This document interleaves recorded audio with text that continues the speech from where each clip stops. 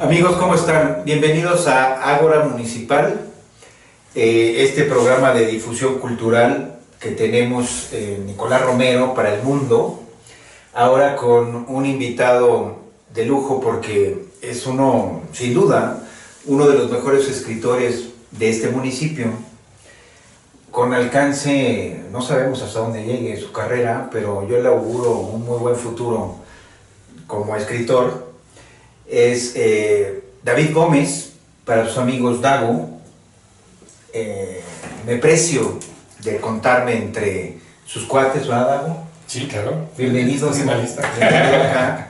Fíjense que hace una semana, el 17 de agosto, en Plaza Metrópoli, presenté junto con él y el editor Rodrigo Porrúa este libro, que bueno, les van a poner ahí una foto, Crónicas de Hospital, que son 7 cuentos que escribió David Gómez, que giran los 7 en torno al tema de la enfermedad.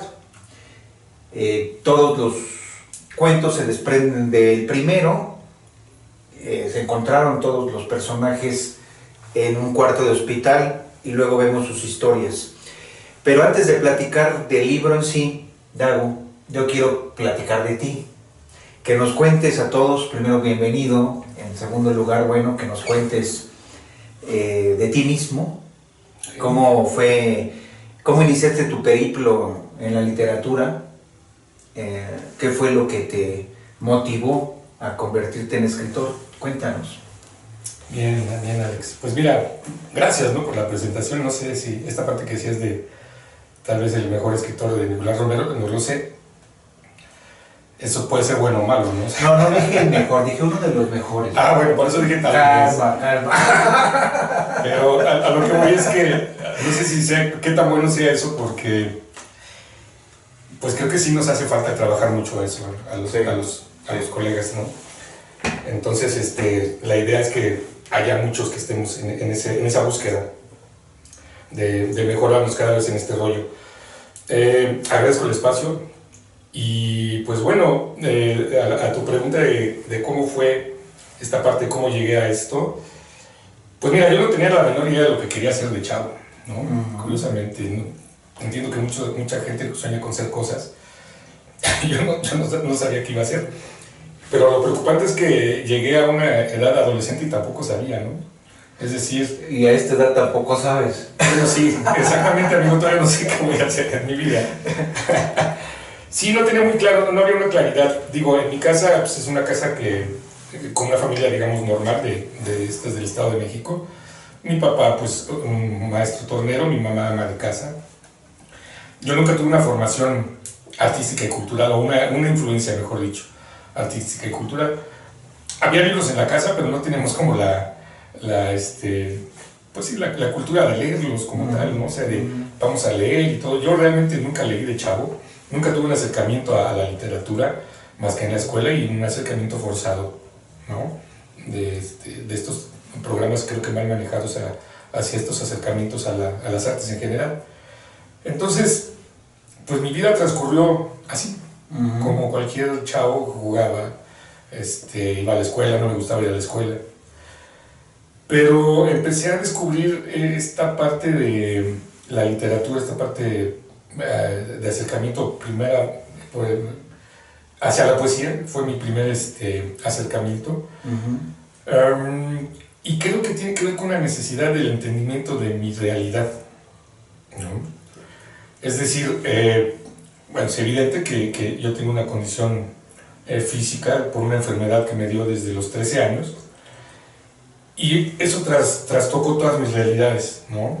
En el asunto de que estás creciendo y te quieres comer al mundo, te das cuenta que es al revés, ¿no? Que empiezas a ser absorbido por este mundo que yo no lograba entender con esta enfermedad, y pues obviamente empecé a generar una personalidad como distinta, yo creo, a la que hubiera generado cualquier persona en una condición normal, siempre a la defensiva, pero siempre como que buscando respuestas a cosas que no entendía, y pues no las encontré en el alcohol, ¿no? Más bien había más dudas porque me dediqué mucho tiempo a la fiesta y a todo este rollo.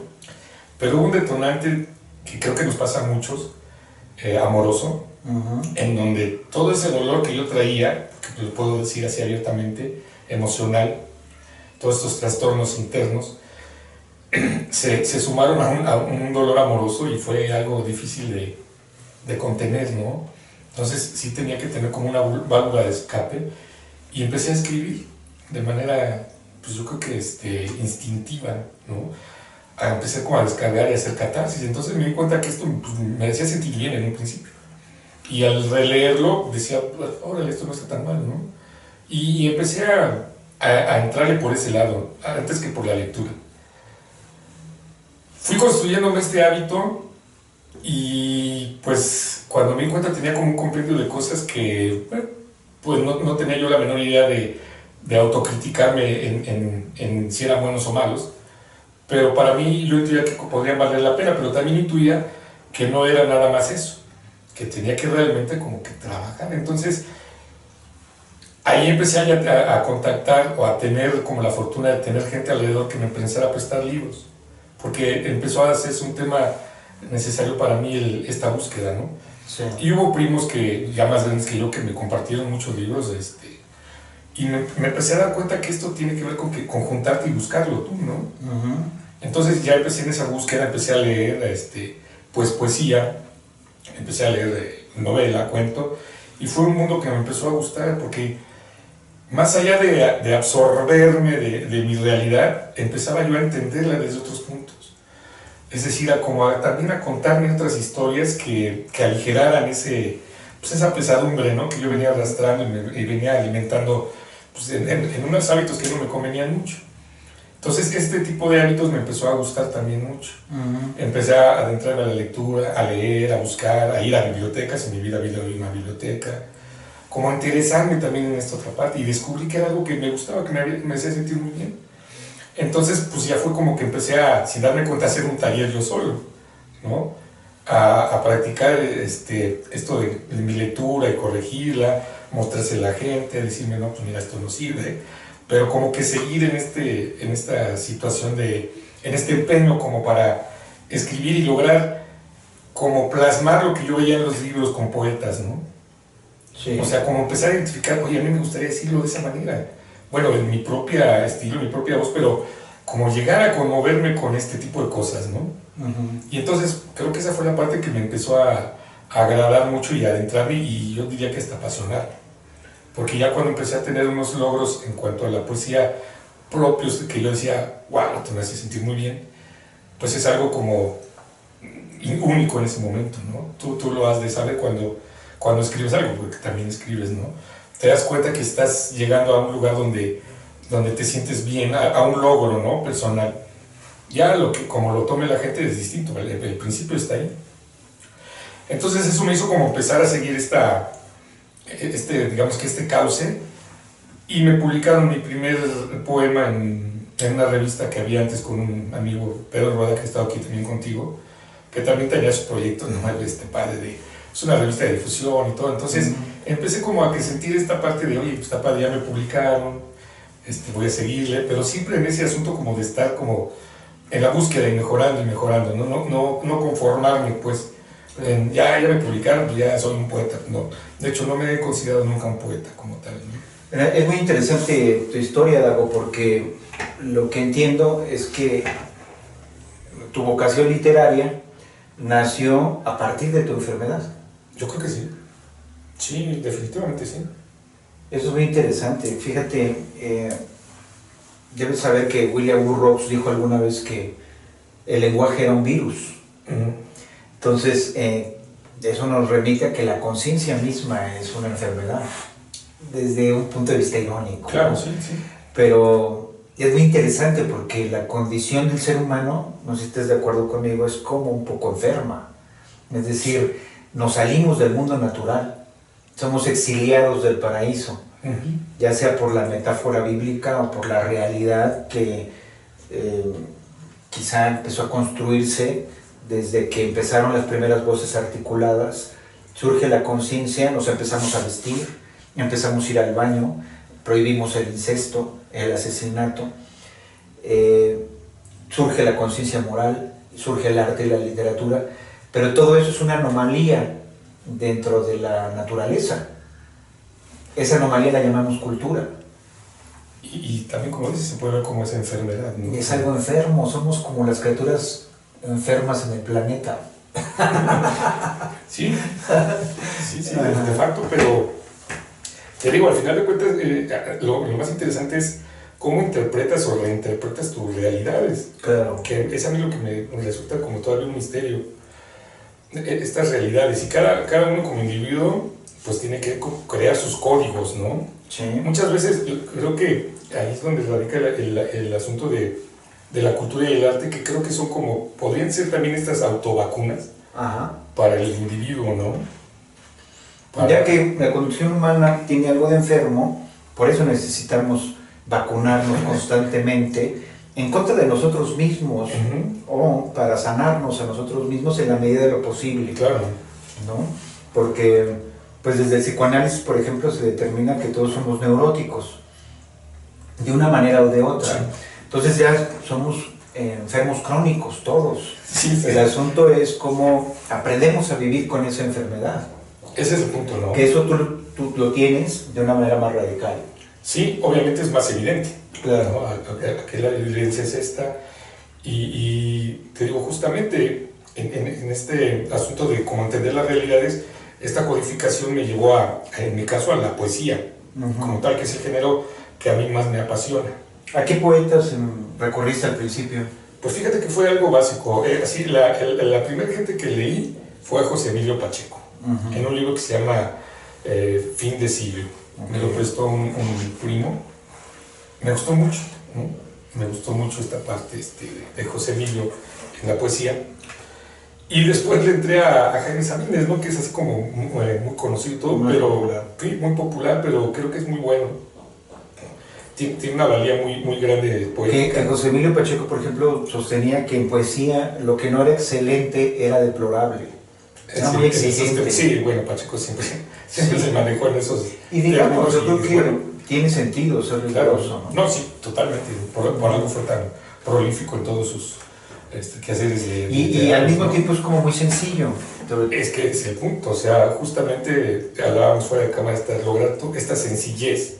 Difícil de alcanzar. Este comunicar literario no es tan fácil. Claro. ¿No? Y José Emilio lo tenía.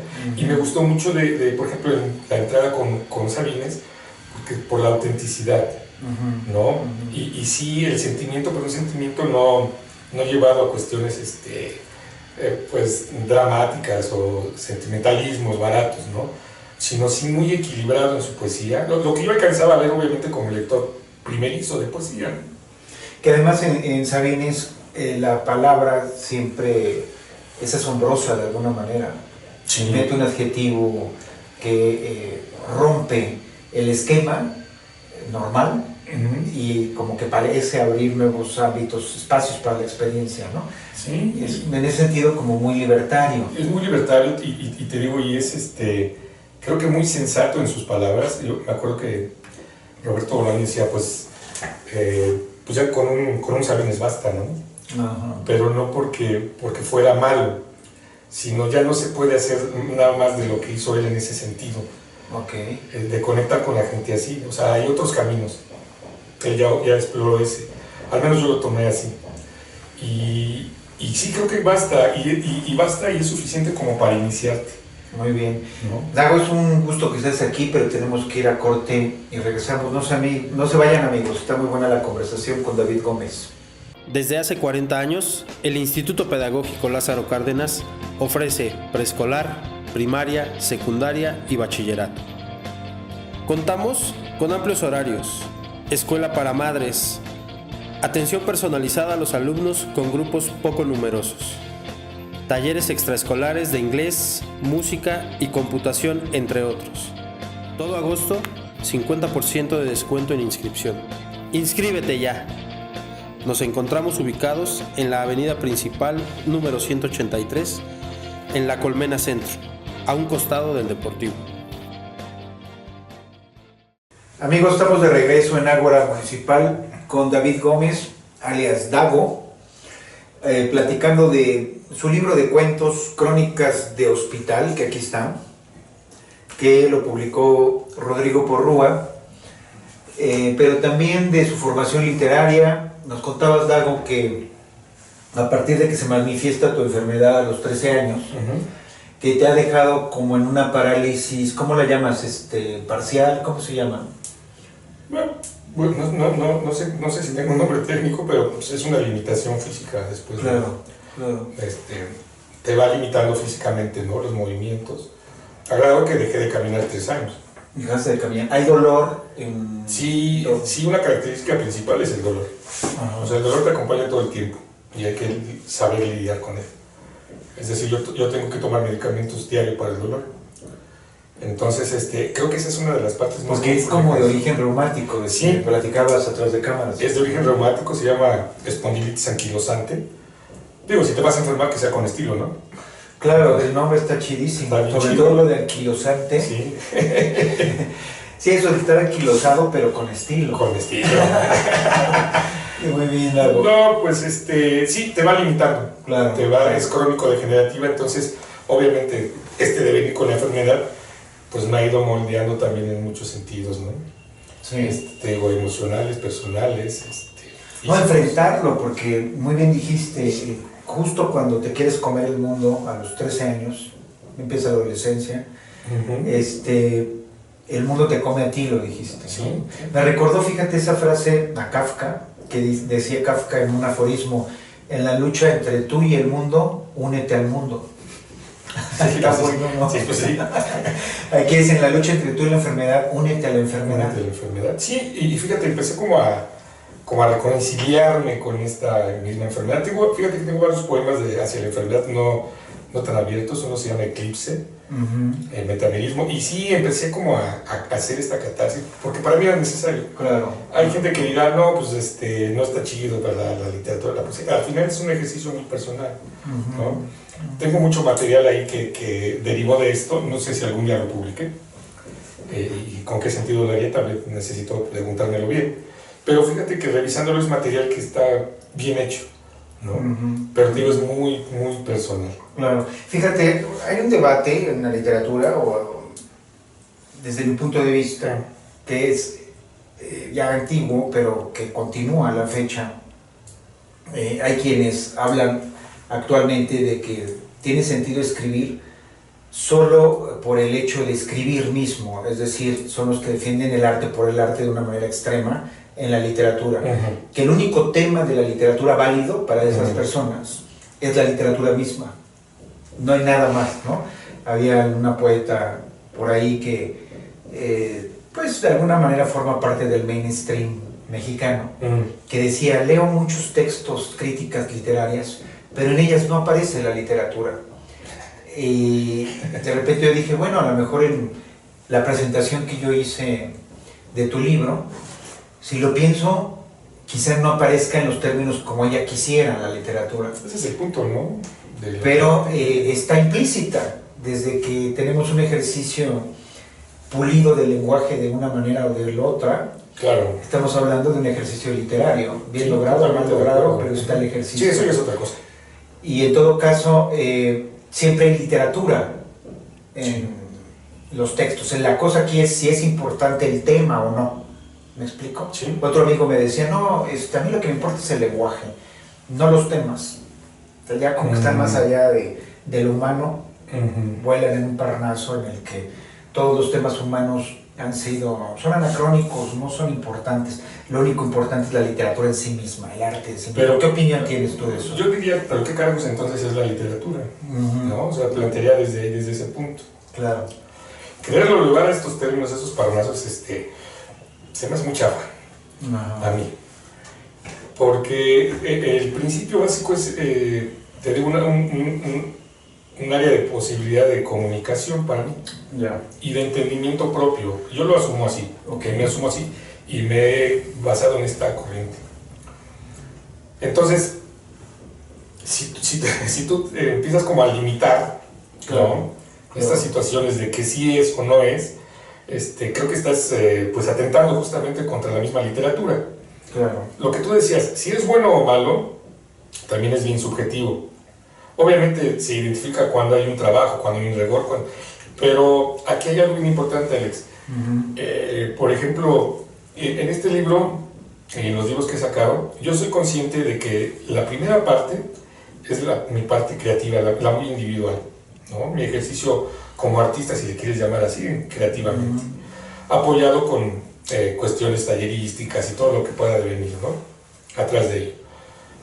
Y sale un producto, vamos a llamarlo así. Yo ya no tengo control sobre cómo va a impactar en la gente. Por mucho que lo haya pensado, ¿no? Porque eso de que, no, pues yo escribo y no pienso en la gente, eso creo que para mí es lo de menos.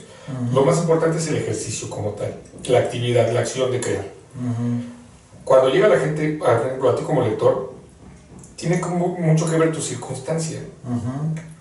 Ahí hay un fenómeno padrísimo que es lo que creo que sostiene mucho al arte, que no se le ha dado un valor, al menos desde mi perspectiva, el peso que tiene, es el lector, el espectador, el que está enfrente de la obra.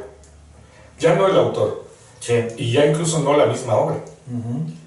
Toma otras referencias, toma otras posibilidades a partir de que alguien lo lee, a partir de que alguien observa el cuadro, a partir de que alguien oye una pieza musical. Y es un momento así, rapidísimo. Se materializa, en este caso la palabra, y son fenómenos rapidísimos que casi ni siquiera entendemos, pero sentimos. Entonces, ya no entra ni lo bueno ni lo malo, ¿no? Si vamos a hacer la crítica de arte, pues hagámosla desde el punto crítico, y todo eso tiene que ver con cuestiones ya estudiadas, pero aún así no puedes llegar en tu crítica a esas partes del arte. Puedes llegar a las partes técnicas, sí. Los fenómenos que hay en los públicos y el espectador son algo que a mí me fascina mucho. Y tienes razón, yo creo que finalmente es lo que justifica el arte. Yo creo que sí. Porque se justifica cualquier obra cuando tiene el poder de cambiar una vida, ¿no? De alguna manera, y es creo que a lo que te referías, cuando el lector, el espectador, se transforma en él algo, pues ahí adquiere justificación el arte. Si no hay esa transformación, pues, ¿cuál sería el sentido? Claro, le da un sentido, y el sentido que él necesite en ese momento. Así ¿no? es. Decían, ahorita no recuerdo el nombre de esta frase, del poema no es de quien lo hace, sino de quien lo usa. Y creo que va muy bien con esto que estamos hablando, ¿no? O sea, ya la historia del autor, del poeta, es una y está plasmada. Claro. Y la historia del lector va a ser otra. Aunque sea un poema amoroso, él lo va a transgredir y lo va a involucrar en su vida, en su realidad, en sus circunstancias. Entonces, ahí las posibilidades son infinitas. Claro. Ya después hablamos de lo bien o mal hecho que está, que también es otro tema, ¿no?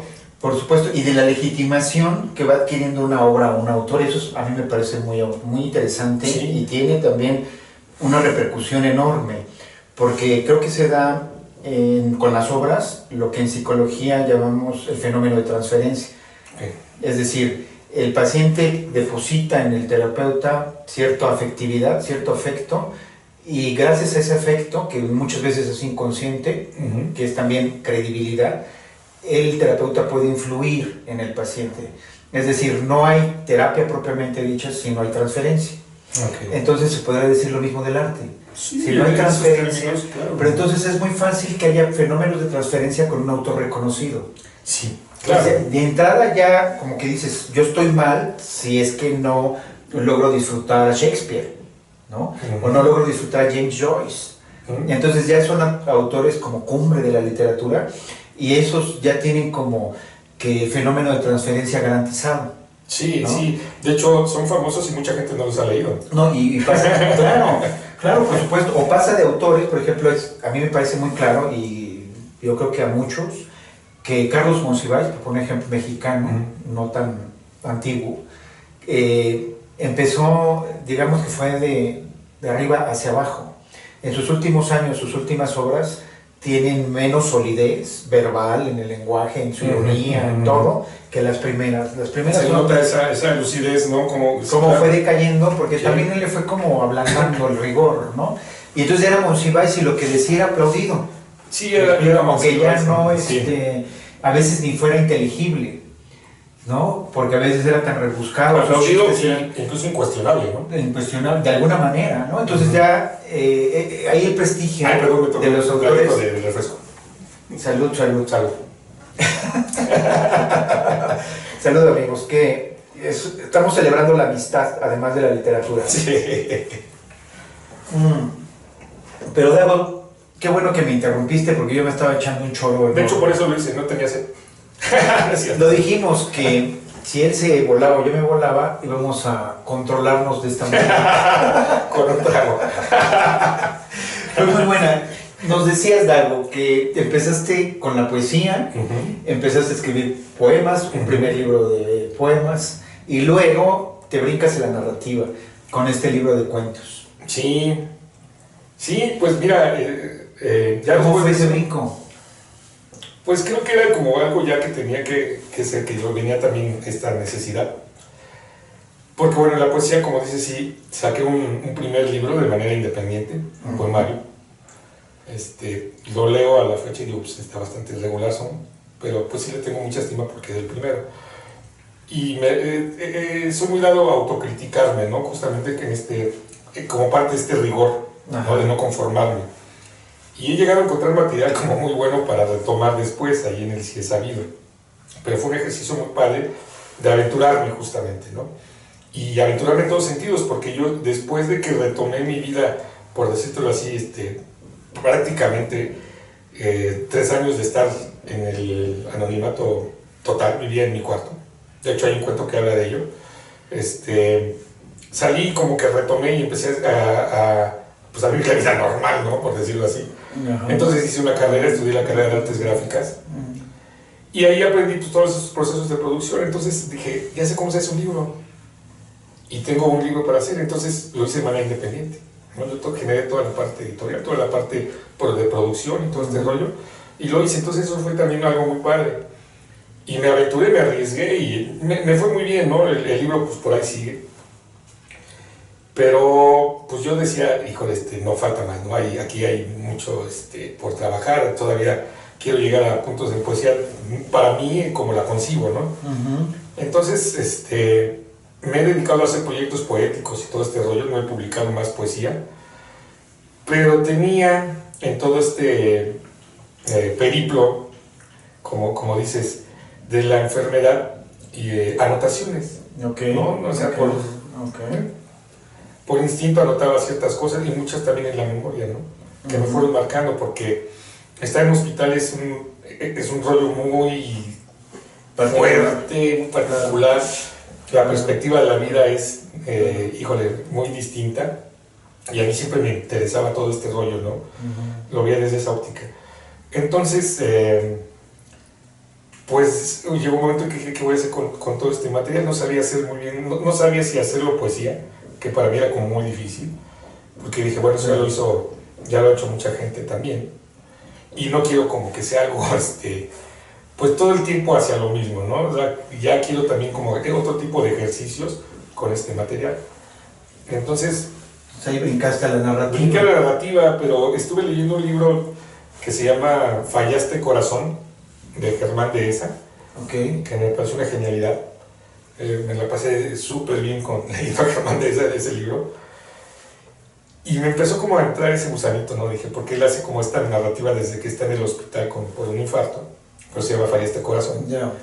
Fíjate que está muy interesante este punto en el que brincas de la poesía a la narrativa a través de Germán Dehesa. Ahorita nos sigues platicando, tenemos que ir a corte, Dago. Claro. Ya ves que aquí el productor está ya desesperado porque hay que mandar anuncios. Y mandar por las cheves. Exacto. Entonces vamos y venimos, amigos, no se vayan. Bien. Desde hace 40 años, el Instituto Pedagógico Lázaro Cárdenas ofrece preescolar, primaria, secundaria y bachillerato.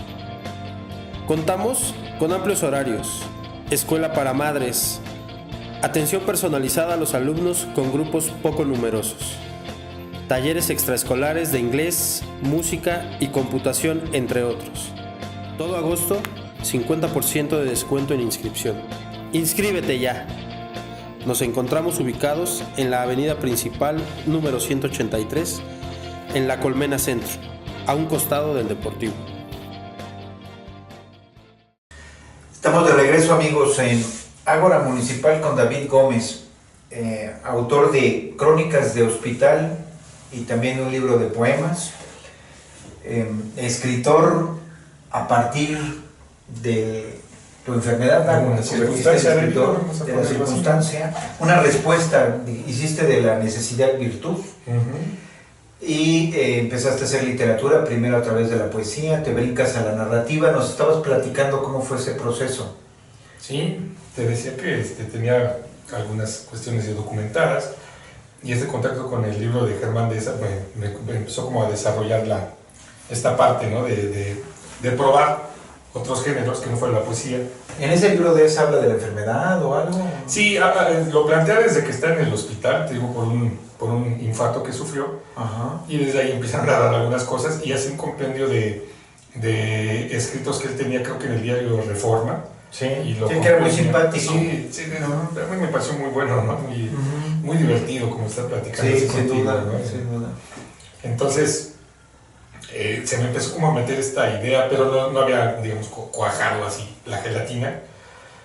Hasta que estuve en Guadalajara viviendo mucho tiempo, me fui por trabajo. Te digo que estudié la carrera de artes gráficas, me fui a trabajar en un periódico allá deportivo. Ok. Y bueno, también ahí tenía algunos ejercicios, pero trabajaba de noche. El periódico te exige trabajar de noche, aunque estaba yo en producción, pero era de noche y tenía como que tiempo para hacer algunas cosas. Entonces me encontré en esas lecturas que tenía virtuales un blog de Alejandro Aura, Ok. en donde él desde el hospital estaba en una cama de Madrid por un problema de cáncer.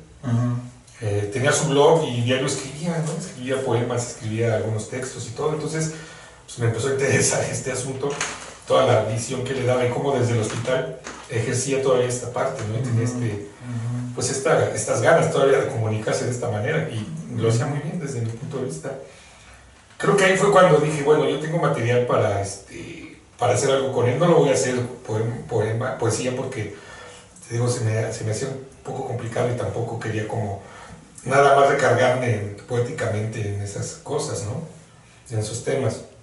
Como que andaba ya desarrollando mi poética sobre otras situaciones.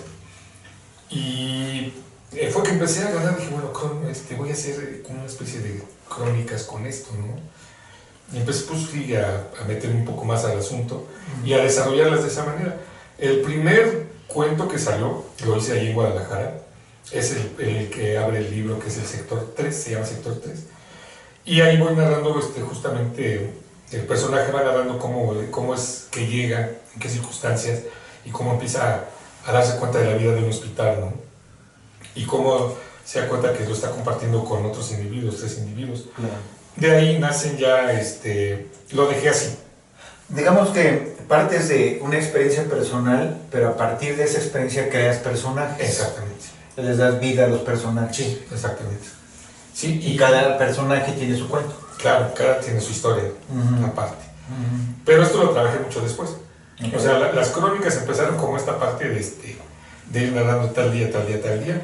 Y no tanto como, o sea, sí están en primera persona, pero obviamente hay cierta ficción, ¿no? Le empecé a meter elementos estos narrativos así. No es nada más la realidad, no es un diario. De acuerdo. ¿No? Por ejemplo, la historia de la enfermera es real, ¿no? ¿Conociste una enfermera de la cual partió la creación de ese personaje? Sí, conocí a varias. No, las enfermeras son todas las enfermeras y enfermeros que han estado ahí en ese rollo, ¿no? Ya la historia que se deriva, pues obviamente ya es una ficción. Claro. ¿No? Claro. Una ficción en donde también hay partes de mi vida, por supuesto, ¿no? No puedo negar esas otras cuestiones de cómo lo veo en las relaciones de pareja, por ejemplo. Pero son ficción. Entonces, a partir de ahí, te digo, lo empecé a desarrollar y ya, pues, dárselo a amigos para, ¿qué opinas? Está muy bueno, pero corto, ¿no? Esto, así. Entonces dije, creo que da para más. Entonces dije, la posibilidad son los personajes. Entonces, cada uno de los que estuvieron ahí tienen una vida y tienen una historia, por supuesto. Pues empezar a generarla, ¿no? Entonces ya fue el otro ejercicio totalmente imaginativo y de narrativa en función de cómo imaginaba la vida de estos personajes. Pues sí, porque yo creo que la construcción de los personajes es algo esencial para contar una historia. Claro. Entonces, ¿tú partes de crear al personaje y de ahí derivas la historia o cómo es que construyes el cuento? Sí, no, en mi caso fue así. Por ejemplo, el columpio, que tiene que ver con una persona que venía de Oaxaca, pues yo me empecé a imaginar, o sea, ahí está el personaje, ¿no?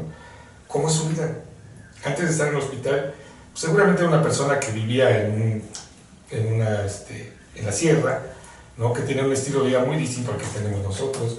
Sí. ¿Cómo impactará esta vida real de enfermedad y de hospital en él, ¿no? ¿Cuáles serán sus añoranzas? En fin, ese tipo de cosas que tienes que empezar a ejercitar para crear que un personaje sea creíble, ¿no? Y que tenga una psique también pues coherente con lo que tú estás contando, ¿no? Y después de todo, pues obviamente la proyección de lo que tú crees que sería como la parte culminante de su cuento. De acuerdo, muy bien. De su historia. Entonces, obviamente eso se va construyendo y lo que a mí me interesaba mucho era seguir esta parte de, por ejemplo, de como que ser muy, muy sencillo, ¿no?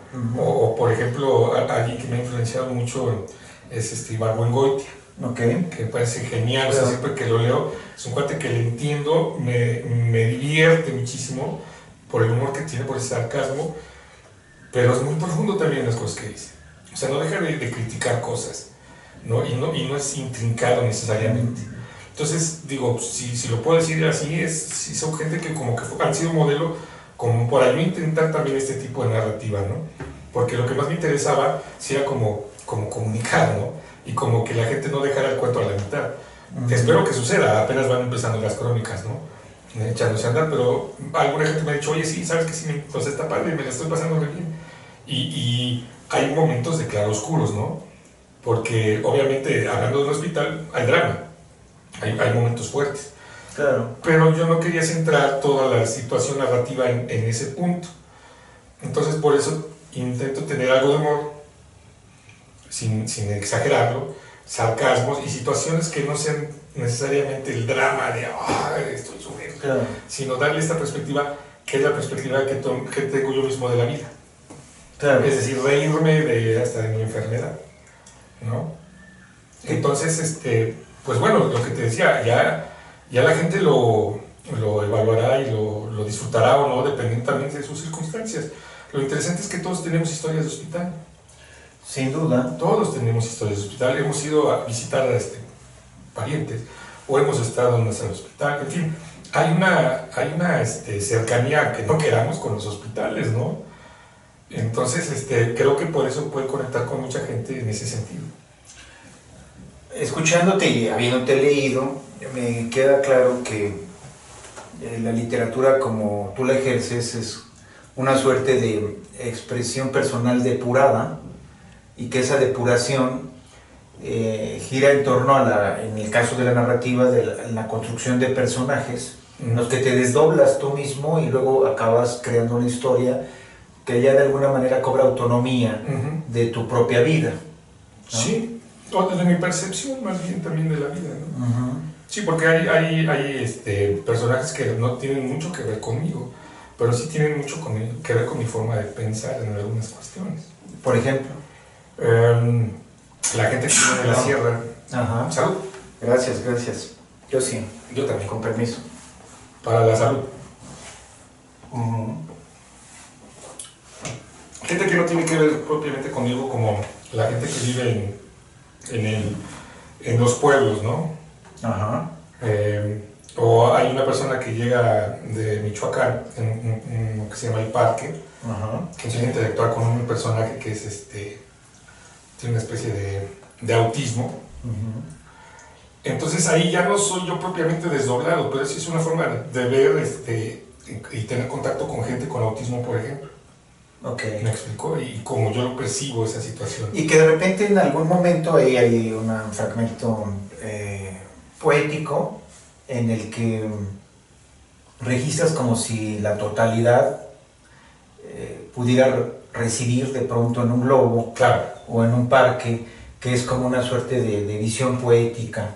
Sí, ahí es justamente estos permisos que te da la narrativa como para exponer un punto muy personal, ¿no? A través de un personaje. Entonces eso está padrísimo, pero es como irlo cuidando para que se dé el momento preciso en la historia, ¿no? Entonces es cuando dices aquí es... Sí, incluso, bueno, yo pude intuir un poco, leí que ese fragmento había surgido de manera independiente y luego ya encontró su lugar en la historia.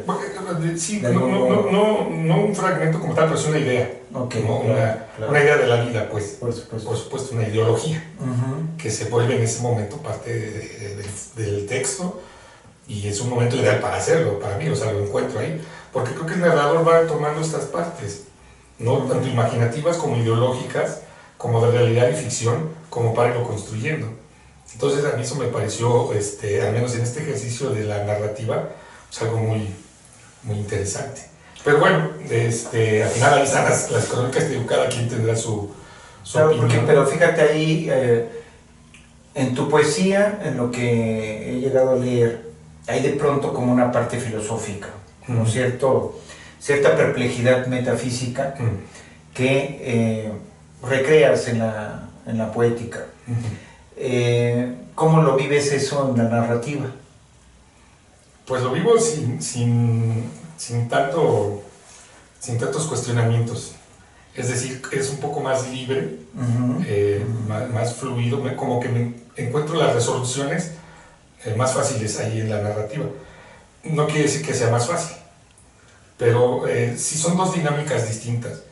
El hecho de escribir estos cuentos me llevó mucho tiempo, porque estaba pensando y haciendo, tirando, reconstruyendo, pero era como que había mucha certeza. Ajá. La poesía para mí es muy incierta, y eso es lo que me atrapa, un misterio que hay detrás de la poesía, en donde yo sí sé que quiero llegar, pero siempre el resultado va a ser otro. Otro que no es que no me satisfaga, sino creo que la poesía tiene una autonomía distinta. Okay. Tiene códigos en donde, por más que yo quiera tomar el control, no lo tengo. Simplemente llevo como que otras dinámicas ahí, ¿no? De cuestiones, como dices, hasta metafísicas, que voy descubriendo. Por eso me apasiona tanto la poesía. Por eso soy tan necio en hacerla, ¿no? Muy bien. Dago, cuéntanos dónde se puede conseguir el libro, precio, lo que sea, hasta véndelo, a ver, cuéntale. Llévele, salió a la venta. No, pues mira, ahorita el libro se va a empezar a vender, bueno, en las librerías de Rodrigo Porrúa, que están en Plaza Metrópoli, están en Plaza, no sé si es Lindavista, y en Lago Mayor, las de Rodrigo Porrúa. Se va a distribuir en Gandhi y en el Sótano. Y la idea es hacer una distribución a nivel de la República. Okay. ¿No? Están por pasarme la editorial la lista de distribuciones para que lo puedan conseguir gente que está en otros estados, y también lo pueden conseguir conmigo. El precio es de 150 pesos al mercado. Muy bien, muy bien. ¿El autógrafo lo cobras o es gratis? No, ese es gratis. Muy bien. No, y pues la gente que esté interesada, igual van a salir mis datos, supongo, así o así. Eso esperemos, porque así. Te cuento que a veces el tocayo me ha dejado haciendo así la mano, yo bien feliz. Aquí va a estar mis... Y luego cuando me veo grabado digo yo... Y te pone al anuncio de otra cosa, ¿no? Sí. No, bueno, yo ya que le pongan lo que quiera, pero esperemos que salga tu teléfono. Sí. Mi Facebook es Suavín Gómez, así como tal, Suavín Gómez. Y mis redes sociales se las paso aquí a la gente de producción. Y sí, el contacto puede ser directamente conmigo. Si están interesados, pues ahí están las crónicas pues girando. Para que te hablen y lo adquieran. Claro, vamos a estar haciendo presentaciones la próxima es en el local será el CEMUAC, el de Tlalnepantla, ¿cómo se llama? No sé. José Emilio Pacheco, Centro Cultural José Emilio Pacheco de Tlalnepantla. El 14 de septiembre hay una presentación del libro, y vamos a estar en la Feria Internacional del Libro del Estado de México. No me han confirmado la fecha, pero creo que es 5 de octubre. Entonces, pues también la gente que ande por allá y quiera ver lo de la presentación, pues se la pasa bien ahí, ¿no? Excelente, sí. Y no dejen de leer Crónicas de Hospital de David Gómez. Sí, y pues te agradezco mucho el espacio. David, ¿qué sigue? ¿Ahora qué sigue contigo? ¿Una obra? Mira, me voy a casar, pero todavía no encuentro con quién, ¿no? Entonces, amigas, conéctenlo. Ahí está mi Facebook. Libro y autor. No, pues siguen un chorro de proyectos. Ahorita tengo un proyecto que se llama Demiurgo, que creo ya lo conociste. Sí. Es un proyecto de también un ejercicio poético, per se, con otros dos compañeros. Tenemos una invitación para Italia, de hecho, ahorita estamos justamente en estas negociaciones y pues la idea es empezar a darle fuerza también al proyecto en festivales, en todo lo que se pueda, porque la idea es hacer del Demiurgo un libro. Excelente, muy bien. Pues amigos, no nos queda más que despedirnos de David Gómez. Un gusto que usted haya estado por acá con nosotros. Alcolina, siempre un placer. Que no sea la última vez, Sí. que vengas más seguido.